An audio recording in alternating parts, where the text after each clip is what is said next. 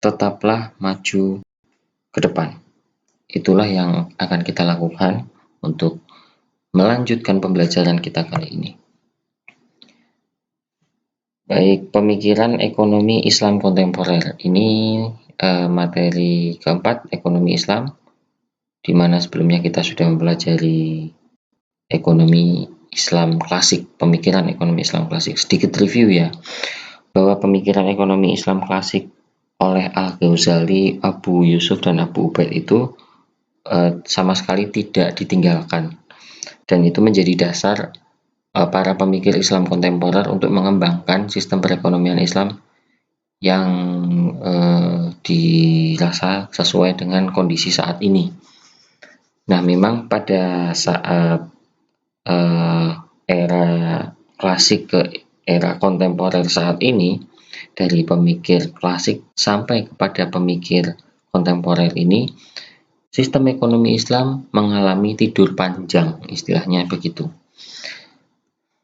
Nah, mulai bangun pada abad ke-20-an. Baik, di antara tokoh-tokoh yang ada banyak sekali sebenarnya. Saya sebutkan 5 yang berkontribusi banyak pada abad ke-20-an. Yang pertama, Muhammad Nejatullah Siddiqi. Ini kalau nggak salah orang India. Monzerhaf, ini profesor dari yang sekarang mengajar di Jeddah, Arab Saudi. Kemudian ada Umar Chapra, ada juga Muhammad Baqir As-Sadr, dan Muhammad Abdul Manan. Monzerhaf itu berasal dari Damaskus ya. Monzerhaf dari Damaskus, Umar Chapra ini dari India kalau nggak salah.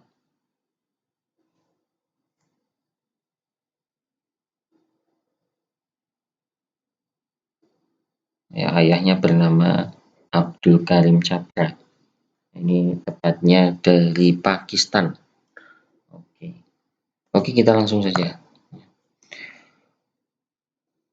Yang pertama kita bahas dari pemikiran Muhammad Nejatullah Siddiqi. Jadi Muhammad Nejatullah Siddiqi, beliau merupakan pemikir ekonomi Islam kontemporer yang memiliki pandangan bahwa kegiatan ekonomi sebagai aspek budaya muncul dari pandangan dunia seseorang. Maka pandangan dunia seseorang akan menentukan bagaimana jalannya sistem ekonomi. Jadi pandangan tersebut juga menentukan pencarian ekonomi orang tersebut. Apa yang dia cari itu tergantung pandangannya. Jika pandangannya terbatas pada dunia, maka yang dicari hanya dunia. Kurang lebih seperti itu. Bagi Siddiqi, ekonomi Islam itu merupakan modern dan dengan memanfaatkan teknik produksi terbaik dan metode organisasi yang ada. Sistem ekonomi Islam yang saat ini haruslah fleksibel dan mengikuti perkembangan teknologi. Misalnya, perkembangan teknologi perbankan itu sudah tidak bisa dihindarkan lagi, bahwa sistem perekonomian Islam yang ada di dalamnya juga harus mengikuti, mulai dari zakat, infak, sedekah. Kita melalui transfer sudah harus dilakukan ya. Kita harus menyesuaikan modernitas yang berkembang. Kita bisa membayar zakat dengan transfer, kita bisa melakukan sedekah dengan transfer juga, dan kita juga bisa melakukan amal-amal yang lain dengan menggunakan sistem perbankan yang saat ini canggih ya. Itu. Dan yang esensial di poin kedua, pendapat Umar Chapra, yakni kemakmuran dan kesejahteraan digunakan sebagai sarana, bukan tujuan utama. Karena tujuan utamanya adalah untuk yakni falah atau meraih kesuksesan dunia akhirat. Tujuan utama dari ekonomi Islam. dimulai dari spiritual dan moral. Ya, secara spiritual orang bisa beribadah dengan tenang, dan secara moral dia memiliki perangai yang baik, berbuat kebaikan sebagai sifat dasar yang dibutuhkan untuk membangun peradaban yang baik, ya. Dan juga pendapat yang ketiga, kegiatan ekonomi berlandaskan moralitas dan spiritual ini tujuannya adalah untuk tidak hanya di dunia saja, tapi sampai dengan dimensi lain. Maka dari itu Muhammad Najatullah Siddiqi ini menyatakan bahwa nilai yang ada pada agama Islam sangat dibutuhkan, yakni nilai kepatuhan umat Islam kepada Tuhan Allah Subhanahu wa Ta'ala, di mana kepatuhan tersebut, ya, diselaraskan dengan kegiatan ekonomi sehari-hari, sehingga manusia akan bersikap jujur dalam berbisnis, akan mementingkan kepentingan umum saudara sebangsa dan setanah air, ya.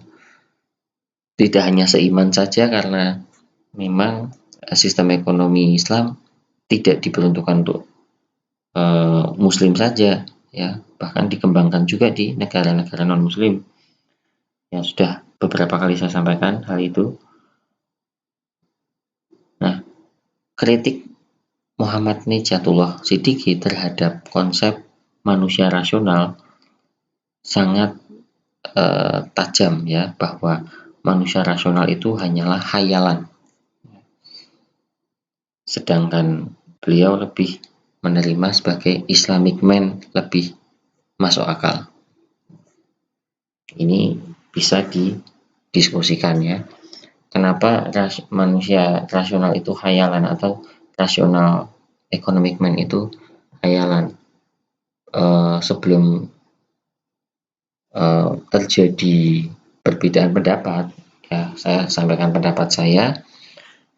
Rasional economic man yang mengutamakan kepuasan pribadi dan juga menyampaikan bahwa kepuasan itu tidak ada batasnya, menurut Muhammad Najatullah Siddiqi itu sangat tidak masuk akal, ya, karena semua yang diajarkan dalam nilai-nilai agama Islam memiliki batasan-batasan untuk kebaikan diri sendiri dan orang lain. Bahwa kepuasan itu harus dikendalikan, ya. Oke, Islamic man itu Muslim yang menjalankan kepatuhan, ya, kepatuhan perintah-perintah Tuhannya Allah Subhanahu wa Ta'ala dan menjauhi larangannya. Mulai dari makan saja tidak boleh berlebihan, minum juga tidak boleh berlebihan. Ada juga perintah untuk puasa. Nah, itu penuh dengan kepatuhan. Ini lebih masuk akal bagi beliau, hingga beliau mentransformasikan ke dalam ciri ekonomi Islam adalah yang pertama, yang relatif dan terbatas bagi individu, masyarakat, dan negara. Ada batasnya, ya. Yang kedua, peranan negara yang aktif ketika implementasi zakat dan penghapusan riba. Dan yang keempat, adanya jaminan pemenuhan kebutuhan dasar bagi semua orang. Itu ciri khasnya. Nah, rangkuman dari pemikiran beliau adalah yang pertama, pandangan dunia seorang tadi itu menentukan pencarian ekonomi seseorang.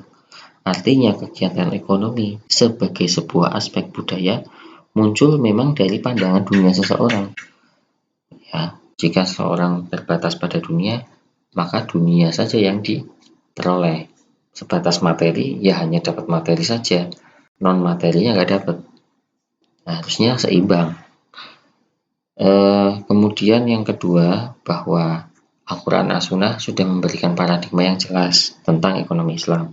Di dalamnya ada nilai-nilai tentang sistem ekonomi Islam yang memberikan paradigma yang cukup jelas dan mudah, yang bisa diterima siapapun, terutama orang Islam. Yang ketiga, ekonomi Islam harus bersifat multidisipliner sekaligus interdisipliner, di mana ilmu ekonomi harus terbuka untuk menerima kontribusi dari disiplin ilmu yang lain, terutama ilmu hukum. Ya. Yang keempat, pemenuhan kebutuhan ekonomi sebagai sarana mencapai falah dunia akhirat. Ini adalah tujuan yang paling besar, tujuan utama dan tujuan terbesar. Yang kelima, distribusi pendapatan dan kekayaan tidak seimbang, tidak adil merupakan salah satu situasi yang membutuhkan campur tangan negara. Ini rekomendasi dari pemikiran dan rekomendasi dari Siddiqi yang merupakan kontribusi perkembangan ekonomi sampai saat ini. Tokoh yang lain yakni Monzerhaf. Nah, Monzerhaf ini karyanya cukup banyak juga. Yang terkenal karyanya berjudul Islamic Economy, Analytical Study of the Function of the Islamic Economic System yang diterbitkan pada 1978, yang merupakan referensi ekonomi Islam yang menganalisis pengaruh lembaga Islam tertentu terhadap besaran ekonomi seperti bunga, investasi, konsumsi, dan pendapatan.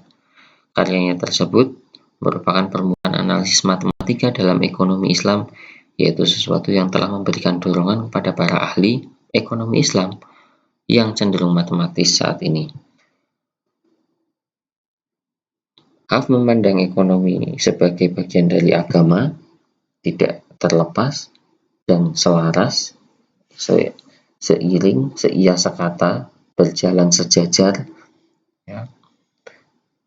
Ilmu ekonomi menurut Haf juga berhubungan dengan perilaku manusia. Ya, secara umum, perilaku produksi, perilaku distribusi, bahkan konsumsi, maka ekonomi Islam dapat dilihat sebagai satu cabang ilmu pengetahuan ekonomi yang mempelajari dengan dasar, paradigma, aksioma, sistem nilai, dan etika. Ya, tentu saja etika Islam. Jadi ini pemahaman yang sangat menyeluruh, artinya yang holistik. Tidak hanya unsur sosial, kemudian unsur spiritual, dan juga unsur etika, ya, atau tata krama, dan juga nilai yang berlaku di masyarakat. Langsung saja di sini saya bacakan rangkuman pemikiran dari Monzerhaf. Di antaranya, hak memiliki didasarkan pada kesempatan. Dengan kata lain, kesempatan untuk memanfaatkan adalah unsur yang menyebabkan seseorang boleh memiliki suatu barang. Artinya kalau misalkan di sini disampaikan kan ya, hak memiliki didasarkan pada kesempatan. Kesempatan untuk memanfaatkan adalah unsur yang menyebabkan seorang boleh memiliki suatu barang. Barangnya misalnya tanah, teman-teman ya. Di sini Haf menekankan bahwa seseorang untuk memiliki suatu barang adalah terkait dengan pemanfaatannya, bukan hanya kepemilikannya saja. Jadi memiliki tanah itu tidak cukup punya sertifikat tanah saja, tapi tanah itu juga harus dimanfaatkan. Kalau punya sertifikat tanah tapi tidak dimanfaatkan, maka itu bukan konsep kepemilikan yang tepat, ya. Bisa dikatakan dia tidak memiliki. Nah, apakah kesempatan memanfaatkan tanah di Indonesia sudah merata? Nah, ini bisa menjadi referensi pemerintah untuk mengambil kebijakan tentang ekonomi Islam di Indonesia, di mana hak didasarkan pada kesempatan. Kalau orang punya kemampuan untuk mengolah tanah dan punya dan tersedia lahan untuk diolah, maka orang tersebut boleh memiliki tanah, begitu ya. Kembali lagi bahwa memiliki itu tidak hanya kepemilikan itu tidak hanya merasa memiliki saja ya, dengan saja, tapi juga pemanfaatannya itu kepemilikan yang tepat. Yang kedua, tidak dipenuhinya fungsi ekonomi suatu hak milik atau dialihkannya penggunaan suatu barang pada maksud-maksud non-ekonomis mengakibatkan dikuranginya kepemilikan seseorang. Hal ini menunjukkan betapa pentingnya penggunaan hak milik secara tepat. Kalau orang tidak mampu mengelola suatu barang, tidak mampu mengelola harta, maka lebih baik dialihkan haknya. Bahkan mungkin jika seseorang itu menggunakan hartanya untuk berbuat zalim, ada negara bisa bertindak ya, menggunakan harta untuk menganiaya orang lain ya, untuk berbuat jahat, maka itu bisa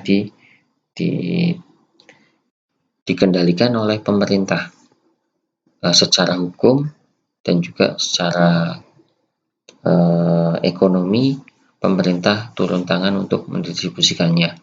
Banyak contoh misalnya barang-barang harta benda yang disita oleh pemerintah karena pemiliknya melakukan korupsi ya, dan lain sebagainya. Kemudian yang ketiga, hak milik dibatasi oleh umur pemiliknya, yaitu hukum waris yang telah menetapkan cara pembagian harta warisan kepada orang-orang tertentu. Tentu saja ini ilmu waris ya.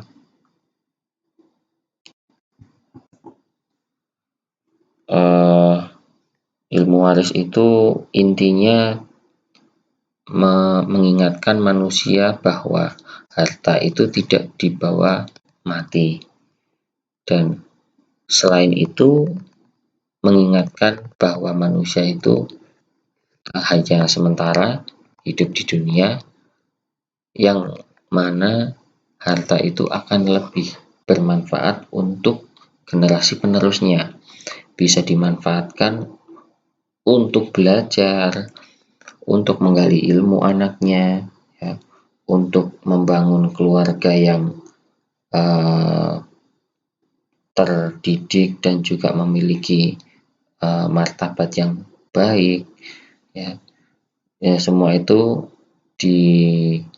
difokuskan untuk diregenerasikan. Jadi tidak mubazir ya, tidak menjadi satu konflik juga. Dengan adanya ilmu waris menghindarkan konflik ya, menghindarkan adanya permasalahan kepemilikan ya.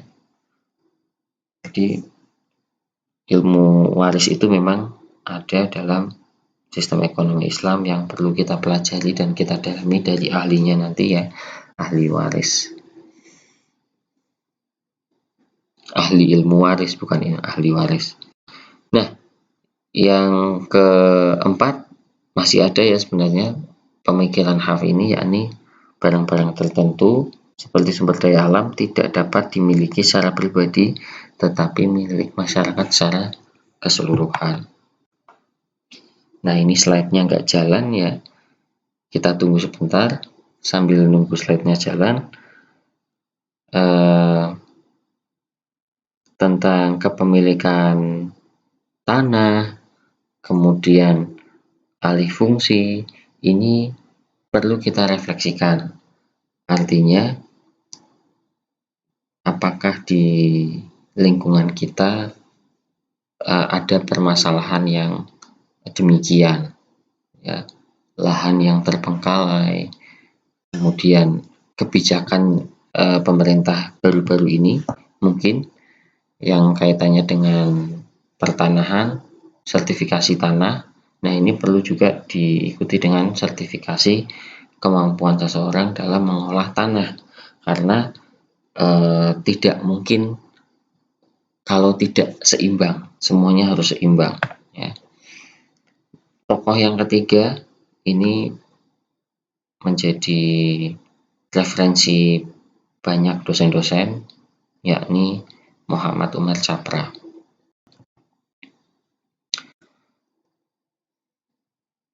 Menurut Muhammad Umar Chapra, tujuan ekonomi Islam didasarkan pada konsep falah dan hayat thayyibah. Falah itu kesuksesan ya, kesejahteraan, mencapai kesuksesan dan kesejahteraan. Dan hayat thayyibah itu kehidupan yang baik, kehidupan yang layak. Layak dalam arti tidak hanya secara ekonomi, tapi secara batin, secara sosial, dan jiwa ya, secara jiwa. Yang memberikan nilai penting bagi persaudaraan dan keadilan sosial ekonomi. Nilai penting tentang persaudaraan ini kembali di sini diingatkan tentang ukhuwah. Dalam Islam istilahnya ukhuwah, dan keadilan sosial tentang maslahah ya, ukhuwah dan maslahah, serta menuntut adanya kepuasan yang seimbang dalam kebutuhan materi maupun rohani. Kita masih sebagai manusia yang memiliki jasmani, kita memiliki kebutuhan jasmani, tapi ingat, rohani kita juga memiliki kebutuhan. Memang ini menjadi unsur yang sangat kompleks untuk dijelaskan, karena dari segi rohani sifatnya gaib, sifatnya tidak terlihat. Kebutuhan rohani itu tidak seperti fisik. Kebutuhan fisik bisa terlihat ya. Kalau misalkan lapar, kita kelihatan lemes ya kan. Haus, kita juga bibir kering dan kelihatan sekali. Nah, kalau rohani, nah ini menjadi sangat kompleks sekali. Apakah dengan bertambahnya dengan tingkat konsumsi barang-barang yang kita beli juga mampu memenuhi kebutuhan rohani, atau apakah ketika kita berbisnis juga mampu memenuhi kebutuhan rohani? Ini tidak bisa serta-merta dicontohkan ya, ini harus dihayati terlebih dahulu tentang keselarasan jasmani dan rohani dalam ekonomi Islam. Memang pandangan beliau seperti itu tentang keseimbangan ya, keseimbangan dalam ekonomi Islam. Nah, Umar Chapra juga berpendapat bahwa selain mekanisme harga, ekonomi Islam menawarkan moral sebagai filter untuk mengubah skala preferensi manusia mengikuti prioritas sosial. Artinya ukurannya jangan harga saja untuk menjadi penentu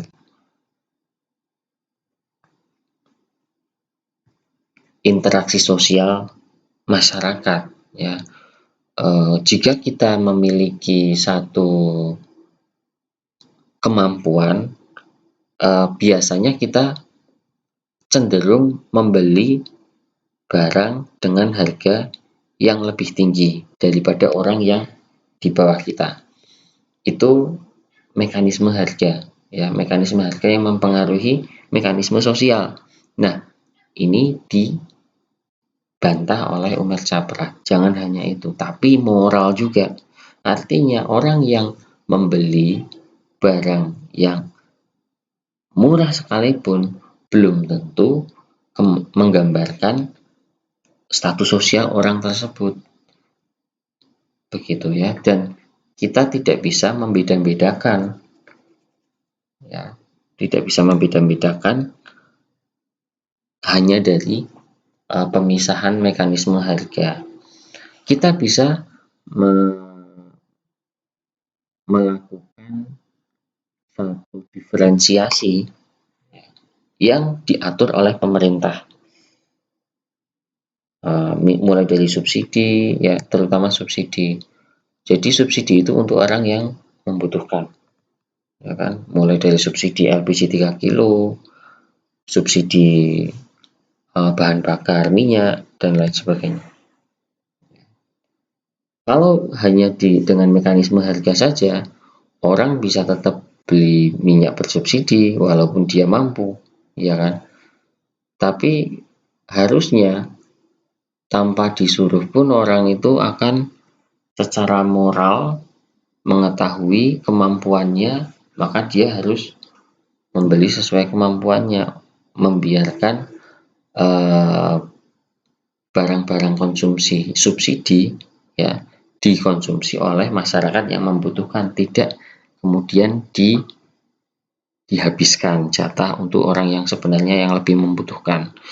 Disitulah letak moralitas dibutuhkan ya, sebagai filter. Dan setiap individu harus dimotivasi untuk mengutamakan kepentingan sosial seiring dengan filter moral tersebut. Memang dengan demikian memang merugikan dirinya sendiri. Oleh karena itu hampir sama dengan pemikiran As-Siddiqi bahwa ajaran agama Islam ini udah memang merepresentasikan bahwa pelaku ekonomi harus patuh dengan ketentuan ajaran agama Islam, ketentuan Allah Subhanahu wa taala untuk lebih mengutamakan tetangganya, saudaranya ketimbang diri sendiri. Ya. Nah, kita sendiri kita hanya bergantung pada Allah Subhanahu wa taala. Kita tidak bergantung tidak menjadi manusia yang individual sekali atau menjadi egois, mementingkan diri sendiri, tapi kita berusaha semaksimal mungkin tidak untuk diri sendiri, tapi untuk orang lain juga, dan menyerahkan hasilnya kepada Allah Subhanahu wa taala. Itu konsep yang coba ditanamkan oleh Umar Chapra, ya, yang coba dimotivasikan oleh Umar Chapra kepada umat Islam. Ya. Umar Chapra juga berpendapat mengusulkan untuk melakukan restrukturisasi keuangan, ya, dan juga restrukturisasi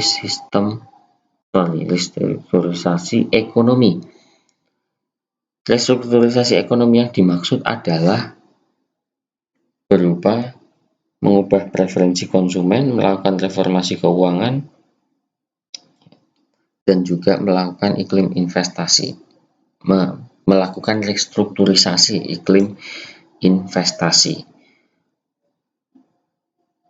Umar Chapra berpendapat sistem yang ada saat ini harus dirubah karena satu iklim yang sudah tidak sehat, ya. Kemudian minimnya literasi masyarakat tentang ekonomi Islam, sehingga pemerintah harus membuat kebijakan tertentu untuk meningkatkan literasi masyarakat terhadap ekonomi Islam, termasuk inklusi keuangan ekonomi Islam juga. Dimulai dari bangku sekolah, kemudian kebijakannya, dan juga sosialisasi yang dilakukan harus dilakukan secara sustainable, ya. Baru kemudian restrukturisasi itu bisa dijalankan. Pentingnya melakukan restrukturisasi sistem keuangan dan restrukturisasi ekonomi menggambarkan pentingnya manusia atau para pelaku ekonomi menerapkan sistem ekonomi Islam untuk ekosistem yang baik, ya, karena mengatur iklim ekonomi, mengatur iklim investasi, artinya seperti musim investasi, kapan ini harus melakukan investasi, kapan harus melakukan usaha, ini mengarah pada membangun kondusivitas sosial, membangun kondusivitas lingkungan dengan sarana ekonomi. Jadi ekonomi tidak digunakan semata-mata untuk mengembangkan teknologi saja, mengembangkan usaha, pendapatan semakin tinggi saja, kesejahteraan saja, akan tetapi kesejahteraan yang nantinya diperoleh adalah untuk menjaga ukhuwah dan juga kemaslahatan yang akhirnya pada kekondusivitasan suatu daerah, keharmonisan hubungan antara umat beragama, keharmonisan antara warga negara juga lebih terjamin jika kondisi ekonominya, jika pemahaman masyarakat tentang ekonominya juga sudah terhubung, sudah saling terkait, tidak memiliki ego masing-masing yang menjadi penghalang untuk melakukan kolaborasi. Sedangkan saat ini pemerintah juga sudah tepat mensosialisasikan ekonomi kolaboratif, di mana pemerintah bisa kolaborasi dengan swasta, bisa juga kolaborasi dengan perguruan tinggi. Ini mungkin bisa menjadi langkah awal untuk meningkatkan literasi keuangan, terutama literasi ekonomi Islam masyarakat di Indonesia ya khususnya. Dari 3 contoh tersebut kita mendapatkan sedikit gambaran bahwa saat ini sudah banyak referensi-referensi ekonomi dan juga sudah sangat banyak penelitian-penelitian yang meneliti tentang sistem ekonomi Islam dalam penerapannya, begitu ya. Jadi Anda untuk memahami betul-betul, Anda harus sering-sering buka jurnal yang ditulis oleh ketiga tokoh tersebut. Nah, masih ada 2 yang belum kita bahas. Saya sampaikan diskusi kali ini dalam video ini. Buatlah sebuah diskusi ya, atau diskusikanlah topik hari ini, topik pada video ini dengan ketentuan berikut. Yang pertama, telusuri salah satu dari 2 tokoh yang belum dibahas. Ada 2 yang belum dibahas, silakan pilih salah satu. Ya, masing-masing kelompok pilih salah satu. Yang kedua, tambahkan penelusuran satu pemikir ekonomi Islam dari Indonesia. Jadi tokoh yang belum tadi ya, satu pilih, kemudian ditambah satu tokoh pemikir ekonomi Islam dari Indonesia satu. Yang ketiga, buatlah perbandingan di antara keduanya. Jadi tokoh dari Indonesia dan tokoh yang satu kamu pilih tadi dibandingkan pemikirannya, perbedaannya di mana, ya, paradigmanya bagaimana, dan diskusikan secara berkelompok. Kelompok yang sudah ada silahkan mulai melakukan diskusi dan kemudian bisa disampaikan di kelas. Terima kasih, selamat belajar dan selamat berdiskusi. Wassalamualaikum warahmatullahi wabarakatuh.